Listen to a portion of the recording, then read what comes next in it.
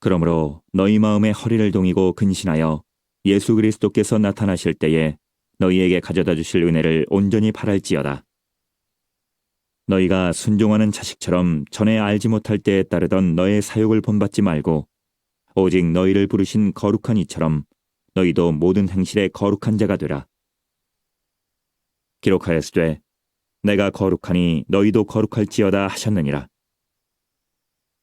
외모로 보시지 않고 각 사람의 행위대로 심판하시는 이를 너희가 아버지라 부른즉 너희가 나그네로 있을 때를 두려움으로 지내라. 너희가 알거니와 너희 조상이 물려준 헛된 행실에서 대속함을 받은 것은 은이나 금같이 없어질 것으로 된 것이 아니요 오직 흠없고 점없는 어린 양 같은 그리스도의 보배로운 피로 된 것이니라. 두세 사람이 모인 곳에 함께한다고 약속하시고 이것에 우리 가운데 임재하시는 하나님께 영광의 박수 올려드리겠습니다. 네. 예수 그리스도의 은혜와 진리가 없는 마음이 아니라 예수 그리스도의 은혜와 진리가 충만한 마음이 되실 수 있기를 바랍니다. 저는 오늘 축복받은 어린이라는 제목으로 하나님의 말씀을 전하도록 하겠습니다.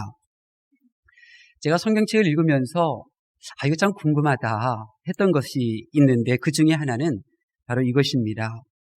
예수님께서 어느 날 어린아이를 축복하신 적이 있었습니다. 부모님이 자녀들의 손을 이끌고 예수님의 그 축복 기도를 받게 하고 싶어서 아이들을 예수님께로 데리고 왔습니다. 근데 제자들이 그 모습을 보고 쫓아냈죠. 기도를 못 받게 했습니다. 그래서 이를 보신 예수님께서는 그러지 말라고 그리고 제지하시고 그 어린아이들을 불러다가 직접 기도를 해 주셨습니다. 저는 그 모습을 보면서 궁금했습니다. 예수님께서는 어린아이들에게 어떤 기도를 해주셨을까? 어떤 축복 기도를 해주셨을까? 궁금했습니다. 많이 궁금했죠. 그리고 성경을 통해서 일단 답을 얻었습니다. 그것은 누가복음 2장 52절 말씀에 보니까 예수님의 어린 시절에 대해서 성령님이 하신 바를 누가라는 하나님의 사람이 기록한 말씀인데 예수는 지혜와 키가 자라가며 하나님과 사람에게 더욱 사랑스러워 가시더라 하는 말씀이었죠. 그래서 저는 이 말씀을 보면서 아마 예수님께서는 어린아이들을 데려다가 아마 이렇게 축복하셨을 거야. 세상 사람들이라면 이 3차원의 세계를 살고 있는 이 세상에서 좀 더 많은 영향력을 끼칠 수 있는 이 공간의 확보를 위해서 혹은 이 잠깐 있다 머무는 이 세상에 마치 영원히 살 것처럼 그렇게 많은 이 시간을 주시기 위한 그리고 사람들로부터 인기를 얻는 그러한 삶에 대해서 축복하시기보다는 그래 맞아 이렇게 정말 건강하게 또 지성적으로 그리고 사람들과의 사랑의 관계를 유지하는 아마 이런 부분에 대해서 축복해 주셨을 거야. 저 그렇게 생각을 했어요. 그리고 돌 예배를 드릴 때마다 저는 이 본문을 가지고 그렇게 기도를 해줬어요. 그들의 육체의 강건함을 위하여 그리고 그들의 지혜와 영성을 위한 그런 기도를 해주었어요. 근데 이번 한 주간 동안 오늘 어린이 주일을 맞이하면서 다시 한번 이런 궁금증을 하나님께서 내 마음속에 일으켜 주셨어요. 예수님께서 어린아이들을 향하여 무슨 기도를 해주셨을까 궁금했어요. 성경에는 기록되어져 있지 않잖아요. 궁금했어요. 그럴 때 문득 이런 생각이 퍼뜩 떠오르더라고요. 예수님께서 축복 기도해 주셨을 때 그 현장에 있었던 제자가 누구였을까? 그 제자라면 예수님의 그 기도를 들었을 테니까 분명히 그의 서신 가운데 그것을 숨겨놨을 것이다. 이런 생각을 해봤죠. 누가는 아니었어요.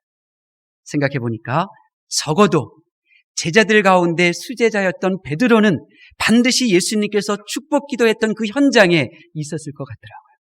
그래서 베드로가 기록한 말씀을 읽어봤어요. 베드로가 어떤 모습으로든 예수님께서 어린이들에게 해주신 그 축복 기도문을 그의 성경 속에 숨겨놓으실 것이라고 나는 생각을 했던 것입니다. 그리고 이런 마음으로 베드로전서 1장을 쭉 읽어갈 때요. 정말 큰 은혜가 있었어요. 왜냐하면 그 이전까지 내가 미처 깨닫지 못했던 부분을 하나님께서 보여주시는 거예요. 우리가 13절 부분을 읽었는데요. 1절부터 12절, 이 1절부터 12절까지 내용이 어떤 내용이었느냐면 거듭난 생명에 대하여 지금 말씀하고 있는 거였어요. 거듭난 생명을 가진 자. 3절에 보면 부활하심으로 말미암아 거듭나게 하셨고 또 산 소망이 있게 하셨다. 그렇죠. 네.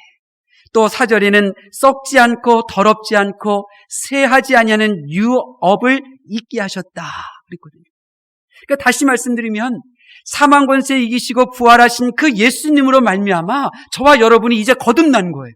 죄와 사망의 껍질을 깨뜨리고 다시 태어난 거예요. 새 생명을 얻은 자가 된 거예요. 호랑이의 생명은 그 생명에 따라 살잖아요. 마찬가지로 이 예수 그리스도의 생명을 얻은 우리들은 이제 새로운 생명을 가진 이러한 영적인 아기요, 영적인 어린 상태로 태어나게 된 거죠. 그래서 베드로는 지금 12절까지를 이런 부분에 대해서 말하고 있는 거예요. 새 생명으로 태어난 이 성도, 육으로 태어났던 우리가 부활로 말미암아 영의 존재로 새롭게 거듭나고 새로운 성명을 소유하고 다시 태어난 존재를 말하고 있는 거예요. 그래서 성도들이 뭐라고요? 영적인 어린아이요, 영적인 어린아이다. 이 부분을 말하고 있는 거예요. 예. 그러면서 오늘 13절부터 쭉 가면서 예수님이 축복 기도했던 제목을 드러내고 있어요. 그것이 뭔지 아세요? 14절 말씀에 나오는 순종하는 자식처럼 이라고 있어요. 예수님께서 어린아이들을 품에 안고 그들의 미래를 향하여 그들의 인생을 놓고 축복 기도해 주셨는데 그 축복 기도문은 하나님 이 어린이들이 순종하는 자식이 되게 하옵소서. 예수님께서는 어린아이들을 축복 기도하실 때에 순종하는 자녀가 되도록 기도하셨습니다. 하늘 아버지 하나님 앞에 순종하는 어린이, 육의 부모님께 순종할 줄 아는 그런 어린이가 되도록 기도해 주신 것입니다. 왜 그런 줄 아십니까? 순종이 능력이고요. 순종이 행복의 첫걸음이기 때문인 것입니다. 하나님 앞에 순종할 줄 알면 그 가정에 행복이 임하게 되는 것입니다. 하나님 앞에 순종할 줄 알면 우리의 아버지 되시는 하나님께서 그의 인생을 책임져 주시는 것입니다. 바로 한나와 사무엘 선지자의 가정이 그랬습니다. 한나, 정말 그토록 갖고 싶었던 새 생명 아기가 태어났을 때 그는 아버지 하나님의 말씀에 순종하여 첫돌 지나자 그 아기를 성전에 바치지 않습니까? 하나님의 말씀에 순종했던 이 한나에게 하나님께서는 또 다른 자녀들을 잉태하게 하셨고 사랑이 넘치는 가정으로 회복시켜 주셨어요. 그 이전에는 남편의 위로를 받을 줄 모르는 아내의 마음이었어요. 그 이전에는 남편의 또 다른 아내와 더불어 정말 불편한 관계를 유지하는 그런 가정이었어요. 그런데 한나가 하나님의 말씀에 순종함으로 하나님께서 그 가정에 복을 주시자 그토록 갖고 싶었던 자녀들을 얻을 수 있었고 그토록 불편했던 사랑의 인간관계가 회복되어질 수가 있었던 것입니다. 사무엘 선지자도 마찬가지였어요. 그 어린 나이에 부모님이 성전에 놓고 갈 때에 하나님 앞에 순종하고 부모님께 순종할 줄 알았더니 사무엘 선지자는 위대한 하나님의 사랑이 되었잖아요. 백성들로부터 불의한 재물을 그렇게 빼앗지 아니하였어도 하나님께서 그에게 먹을 것을 주시고 그에게 부족함이 없도록 그의 인생을 책임져 주신 것입니다. 예수님은 이것을 알고 계셨어요. 아하, 순종이야. 구약의 메시지가 순종함으로 복받고 불순종함으로 저주받았다는 사실을 예수님께서 아셨기 때문에 그 어린아이들을 품에 안으시고 예수님은 이렇게 기도하신 것입니다. 하나님, 육의 부모님과 우리의 하늘 아버지 하나님께 순종하는 어린이가 되게 하여 주시옵소서. 순종이 열쇠임을 주님은 아셨어요. 순종이 축복의 문을 여는 열쇠이고 순종이 나의 인생에 놓여져 있는 저주의 문을 닫아버리는 실패의 문을 닫아버리는 열쇠임을 주님은 아셨기에 어린아이들에게 순종의 열쇠를 손에 쥐어 주신 것입니다. 바로 그럴 때 하나님께서 일하셨어요. 우리가 기도하면 우리의 하늘 아버지 하나님께서는 가만히 계시지를 않아요.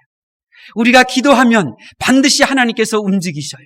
다니엘서에도 보면 다니엘이 기도할 때 아무런 응답이 이루어지지 않았어요. 그러나 나중에 보니까 하나님께서 기도하는 순간부터 움직이고 계셨었죠.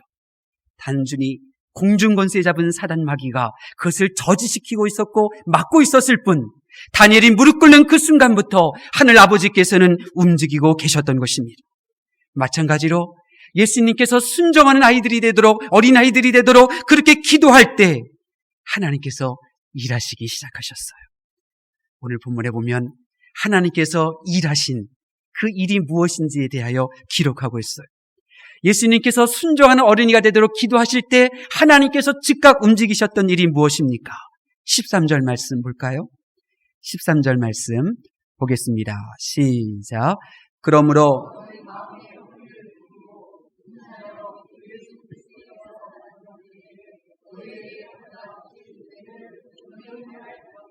아멘. 저는 내가 무릎 꿇는 그 순간, 내가 기도하기 위하여 고개를 숙이는 순간 하나님께서 즉시 일하고 계심을 믿습니다. 저는 그분이 너무나 좋아요. 예수님께서도 순종하는 어린이가 되도록, 순종하는 이 어린이가 되도록 기도하시는 그 순간 하나님께서는 일하시고 역사하셨죠. 그것이 바로 주님이 다시 오실 때에 그 주실 은혜를 사모하는 마음을 그 어린이들에게 부어주신 것입니다. 여러분, 저와 여러분은 영적으로 보면 하나님의 거듭난 어린이들이에요. 하나님께서는 저와 여러분에게 부활을 믿는 믿음을 주심으로 우리는 새로운 생명으로 태어났죠. 그리고 하나님께서는 우리들에게 이 세상에 다시 오실 예수님을 믿는 그 믿음도 주셨어요. 이 믿음이야말로 우리가 거듭난 증거, 새 생명을 가진 증거예요. 그리고 이 거듭난 믿음으로 순종하는 하나님의 어린 자녀가 될 수 있도록 하나님께서 역사하셨는데, 그것이 무엇이냐면 예수님께서 다시 이 세상에 오실 때에 그 은혜를 사모하고 그것을 기억하며 살아갈 수 있는 마음을 하나님께서 우리들에게 주신 것입니다. 여러분, 예수 그리스도께서 다시 오실 때에 우리에게 가져다 주실 은혜가 무엇인 줄 아세요? 예수님이 다시 이 세상에 오시는 것, 바로 그것입니다. 은혜가 뭐냐? 예수님이 다시 이 세상에 오시는 것, 그것이 은혜인 줄로 믿으시기를 바랍니다. 은혜 중에 은혜는 다시 오실 예수님을 지금 이 연약한 육체의 몸을 입고 사모하며 살다가 잠시 후에 정말로 다시 오시는 그 예수님을 나의 눈으로 보는 것, 그것이 바로 은혜인 것입니다. 말씀하신 대로 구름 타고 오시는 예수님을 나의 얼굴과 얼굴로 대면하는 그 영광스러운 현장에 내가 서 있는 것, 그 자체가 바로 은혜인 것입니다. 그 순간은 건강이 나의 은혜가 아니에요. 물질이, 명예가, 나의 형통함이, 이 세상의 그 어느 것이 나에게 주는 은혜가 아니에요. 오직 이 세상에 다시 오시는 예수님, 그분이 나에게 유일한 은혜가 되는 것입니다. 다시 오시는 주님을 맞이할 때 생기는 그 기쁨, 여러분 얼마나 클지 한번 상상해 보세요. 주님이 다시 오시네, 나의 눈이 그 주님을 바라보고 있네. 그 순간에 여러분 마음속에 임하는 그 기쁨, 그 은혜, 그것이 바로 능력인 것입니다. 바로 그 능력, 그 기쁨이 바로 우리가 이 세상 살면서 느끼는 아픔들, 슬픔들, 때로는 나의 연약함과 때로는 그 실패 앞에서도 그 모든 부분들을 견뎌내게 하는 능력이 되시는 것입니다. 다시 오실 예수 그리스도만을 만난다고 하는 그 생각만으로도 어떤 시험과 낙심에서도 이길 수 있고 견딜 수 있게 하는 것입니다. 주 예수 그리스도께서 다시 오실 때 내가 그 자리에 있어야지, 내가 그 영광의 주님을 보아야지. 여러분, 이러한 고백과 생각은 내가 할 수 있는 것이 아니에요. 베드로가 가이사랴 빌립보에서 예수님의 이런 질문을 받았어요. 너희는 나를 누구라 하느냐?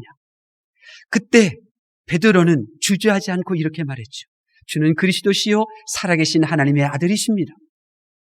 베드로는 자기가 그 말을 자기 스스로 생각해서 말한 줄 알았어요. 그때 충격적으로 주님께서 이렇게 말씀하셨죠. 바요나 시몬아, 내가 복이 있다.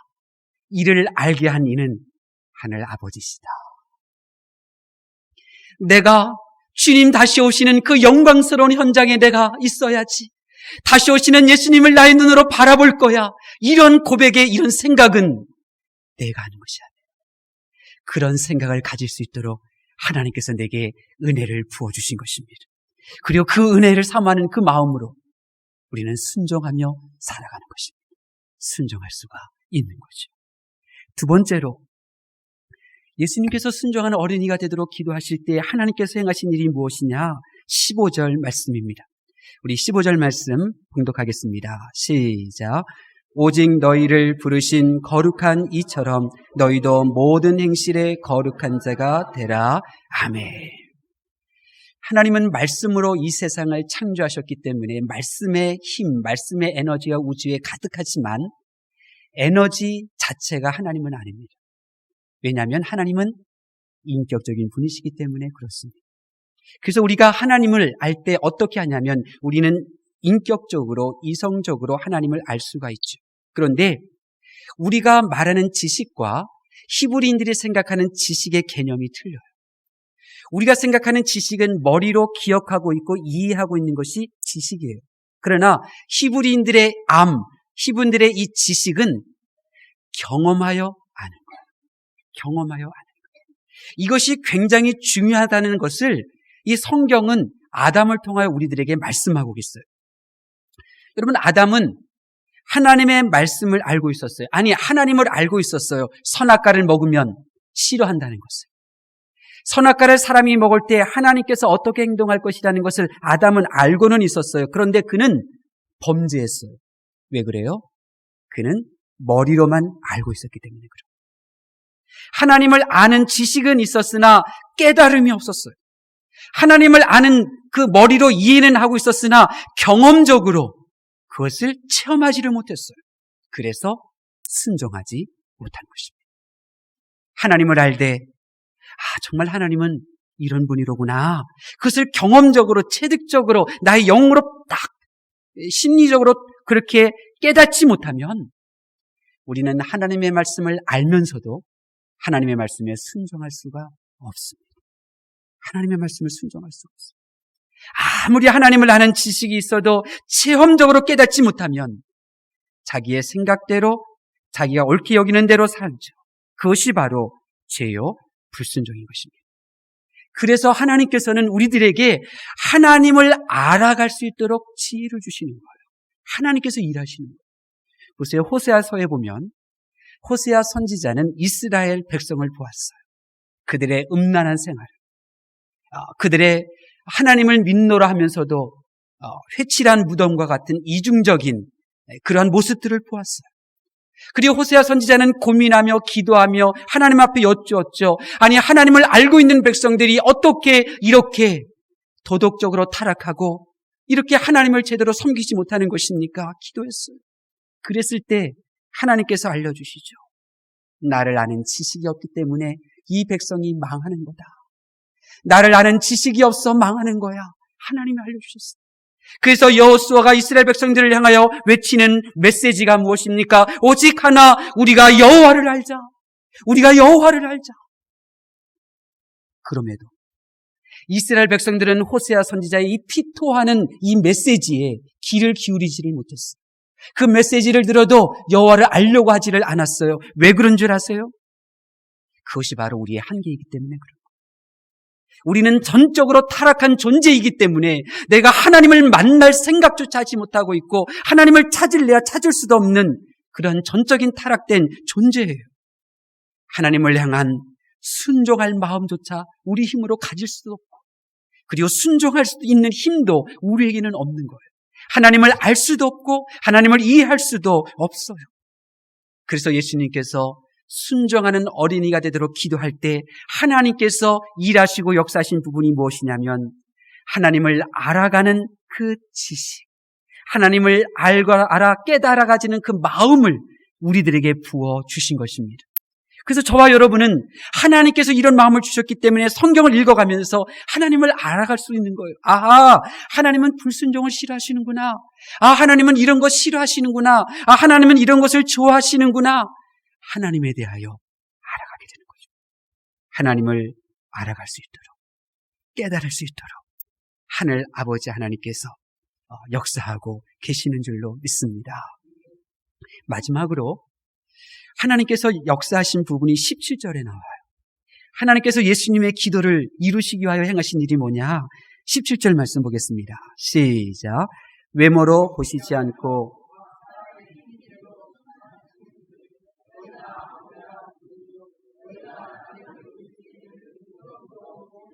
아멘.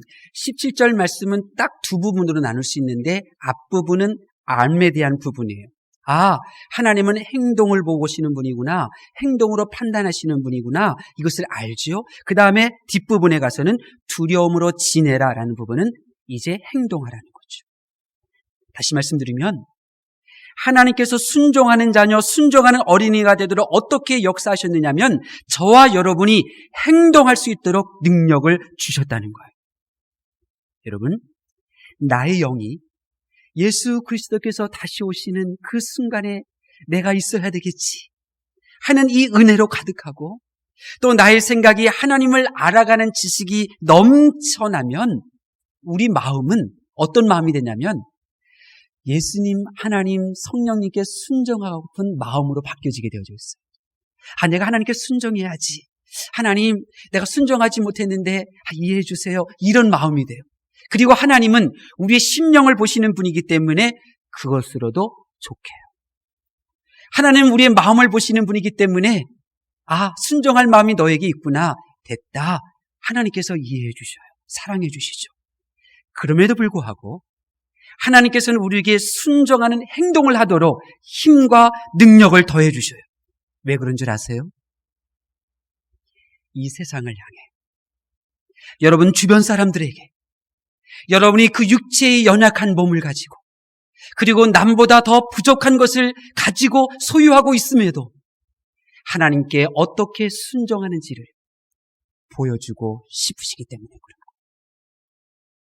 다시 말씀드리면 하나님께서는 나의 심령을 보시고 다 알아주시지만 이 세상은 나의 마음을 읽을 줄을 몰라요.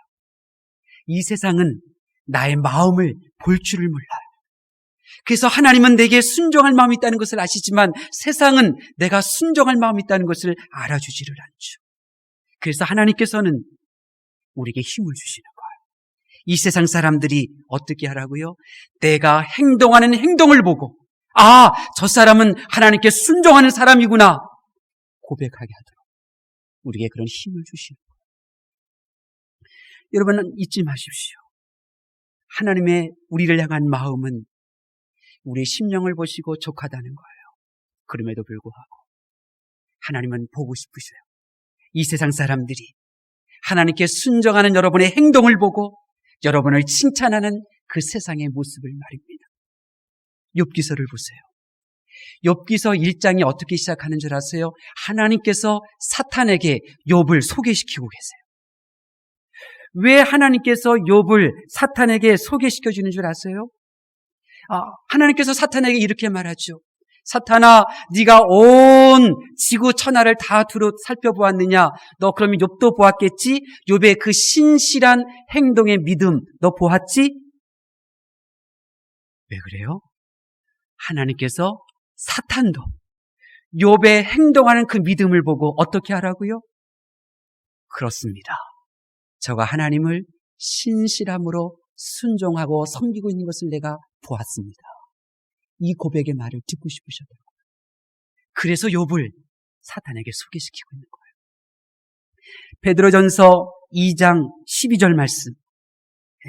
베드로전서 2장 12절 말씀 우리 한 장 넘기셔서 한번 볼까요? 왜 하나님께서 우리로 하여금 우리 마음으로도 족하게 여기시는데 왜 행동할 수 있도록 그렇게 하나님께서 역사하시는가? 12절 말씀 보겠습니다. 시작. 너희가 이방인 중에서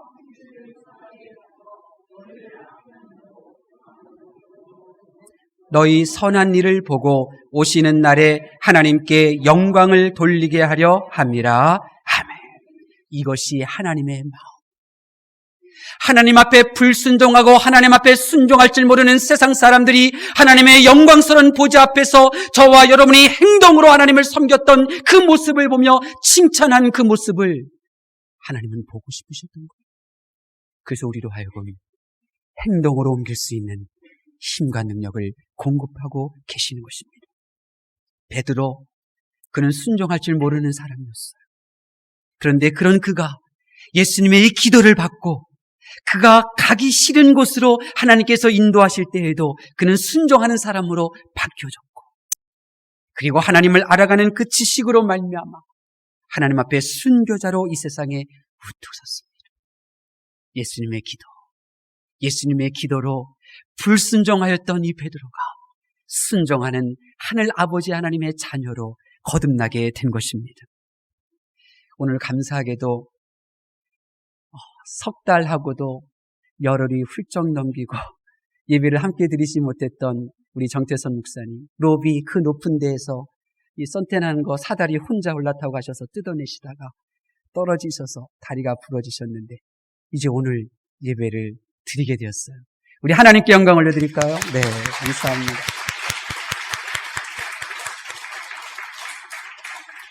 우리 정태선 목사님에게도 하나님께서 동일한 역사를 행하셨어요. 하늘 보좌에서 하나님께서는 이 불교 집안, 한 절을 먹여 살리고 있는 그 여성의 딸로 태어난 이 여인에게 한없는 은혜를 베풀어 주셨죠. 왜요? 하늘 보좌에서 무릎 꿇고 기도하시는 예수님의 기도가 있었기에 하나님께서 역사하셨어요. 그래서 어떻게 역사하셨나요? 10살이 넘은 이 10대의 이 여자 어린이에게 주님 다시 이 세상에 오시는 그 은혜를 사모할 마음을 주셨잖아요. 그래서 눈이 오나 비가 오나 깜깜한 코베어 갈 줄도 모르는 그 시골 깡촌 그 길, 새벽길 지나 주님 앞에 새벽제단마다 엎드리게 하셨잖아요.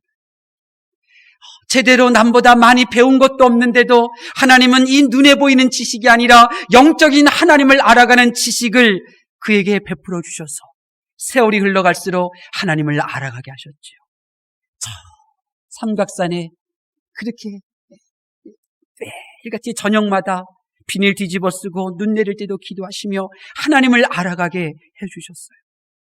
그리고 하나님께서는 이 우상의 골짜기, 목사님도 동료들도 반대하는 이 우상의 골짜기에 30년 전에 여성의 몸으로 부학교회를 세우라 하실 때에 순종하여 행동할 수 있는 그런 믿음도 부어주셨죠. 그 결과가 이 부학교회가 아닙니까? 그렇습니다. 하나님께서는 보고 싶으셔요. 하늘 아버지 하나님 앞에 순종하는 자녀들의 모습을 말입니다. 아니, 하나님께서는 정말 듣고 싶으셔요. 세상 사람들이 저와 여러분을 향하여 우리는 하나님 앞에 순종할 줄 모르는데 어떻게 저들은 우리보다 열악한 상황 속에서 하나님 앞에 순종할 수 있는가? 그들의 외침과 그들의 부르짖음을 하나님은 듣고 싶으신 것입니다. 예수님이 구름 타고 오실 때 이 세상 사람들이 우리는 하나님 앞에 순종하지 않았는데 저들은 힘들 때나 가난할 때나 병들었을 때나 하나님 앞에 순종하였다고 탄식하는 그들의 부르짖는 소리를 하나님은 듣고 싶으신 것입니다. 그래서 우리 부학교회를 오직 말씀 중심, 예수 중심의 교회로 세우셨고 기도하는 교회로 이 우상의 골짜기에 세우신 줄로 믿습니다. 사랑하는 성도 여러분, 예수님의 기도, 예수님께서는 하나님을 하늘 아버지로 믿는 저와 여러분을 하나님의 자녀로 거듭나 새 생명을 주시고 이제 순종함으로 하나님께 칭찬받는 자녀 되도록 지금도 기도하고 계시는 줄로 믿습니다. 근데 우리의 문제는 예수님의 기도를 받으려고 하지 않는 것입니다. 우리의 문제는 내가 드려지는 기도는 있는데 날 위하여 드려지는 예수님의 기도를 받으려고 하지 않는 것입니다. 우리의 문제는 나의 마음을 보시는 하나님이면 족하다고 착각하시는 거예요. 사실은 내가 행동함으로 이 세상 사람들의 칭찬받는 모습을 하나님은 보고 싶어 하시는 거예요. 여러분, 언제까지 부모 없는 자녀처럼 사시렵니까?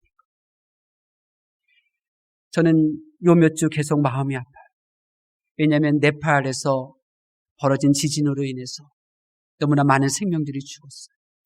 근데 제가 마음 아픈 이유가 두 가지예요. 한 가지는 부모님 잃은 어린아이들을 생각하면 너무나 마음이 아프고, 다른 하나는 그렇게 죽은 시신들 앞에서도 슬퍼할 줄 모르는 그들의 종교 앞에서 저는 또 슬퍼요. 그들은 죽음과 삶은 하나라고 생각하거든요. 그래서 죽음 앞에서도 슬퍼하지 않아요. 그러나 그렇지 않죠. 사랑하는 성도 여러분, 우리가 예수님의 기도를 받지 않는 삶은 내가 살아있으나 나야는 영적인 고아로 살아가는 것과 같은 것입니다. 저와 여러분이 하늘 아버지의 자녀된 것은 오늘 말씀을 보니까 오직 흠없고 점없는 어린 양 같은 예수 그리스도의 보배로운 피로 된 것이라고 말씀하고 있습니다. 저와 여러분이 하나님의 은혜로 거듭나 새 생명, 하나님의 귀한 자녀가 되었다면, 그것이 하나님의 전적인 능력으로 되어진 일이라면 내가 아버지 하나님 앞에 순종할 수 있는 것도 나의 힘과 나의 지식으로 되는 것이 아니라 하나님께서 도와주시는 능력으로 되는 줄로 믿습니다.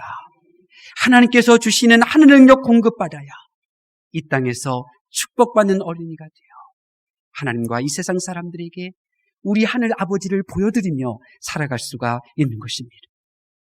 그러면 우리가 정말 주님께 순종하는 자녀가 되려면 어떻게 해야 되겠습니까? 어린아이를 데리고 예수님께 기도받기 위하여 앞으로 나온 그 부모들의 모습을 기억하십시오.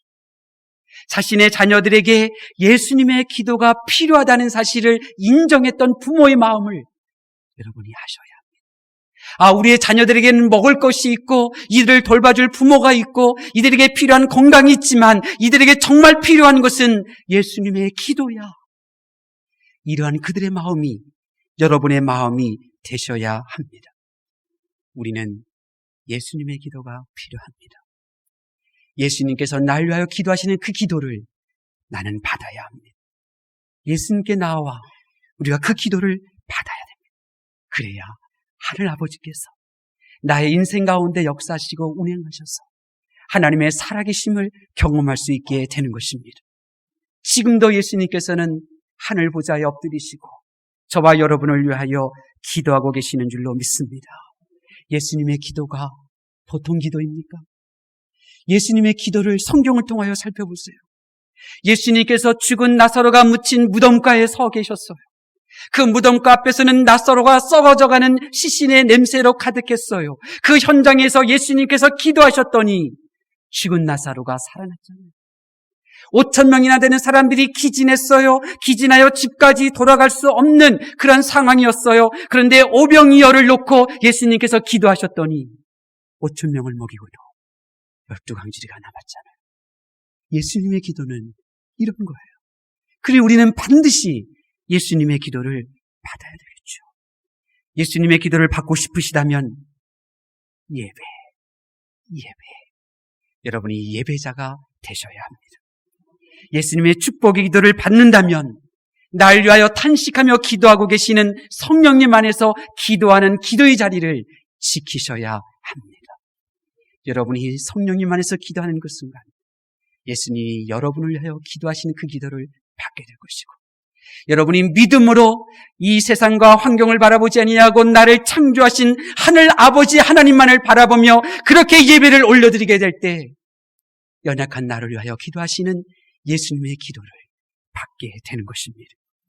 예배와 기도 생활을 통하여 예수님 앞에 나오시고 기도를 받으실 수 있기를 바랍니다. 특별히 이번 주 금요일 심야 기도회는 구역연합 기도회로 모입니다. 참석하셔서 주님의 기도를 받으실 수 있기를 바랍니다. 순종하면 어떻게 되는 줄 아십니까? 순종하면 놀라운 역사가 우리들 가운데 일어나게 되는데 말씀을 보니까 진리 안에서 우리 22절 말씀 볼까요?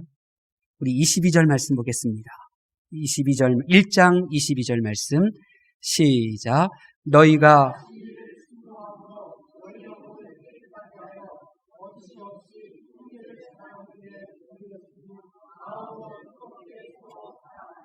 아멘. 겉의 모습은 깨끗하지만 영혼이 더러운 사람들이 많습니다. 겉으로는 선물도 하고 대접도 해드리지만 그것은 겉에 드러나는 모습일 뿐 마음으로 그렇게 사랑하지 않는 분들이 많습니다. 그것이 우리들의 모습이죠. 그런데 우리가 진리 되시는 하나님, 오직 한 분이신 그 하나님께 순종하는 하나님의 자녀로 살면 우리의 영혼이 깨끗해지고 우리의 마음으로 서로 사랑하는 놀라운 하나님의 귀한 가족 공동체를 이뤄나갈 수가 있는 것입니다. 주님의 기도를 받기 위하여 이 자리에 나오신 여러분, 더 주님의 기도를 받음으로 깨끗한 영혼으로 마음으로 서로를 사랑하는 아름다운 사랑의 관계를 이 세상에서 살면서 누리다가 영원한 하나님의 나라에 이르시기를 예수님의 이름으로 축원합니다. 기도하겠습니다.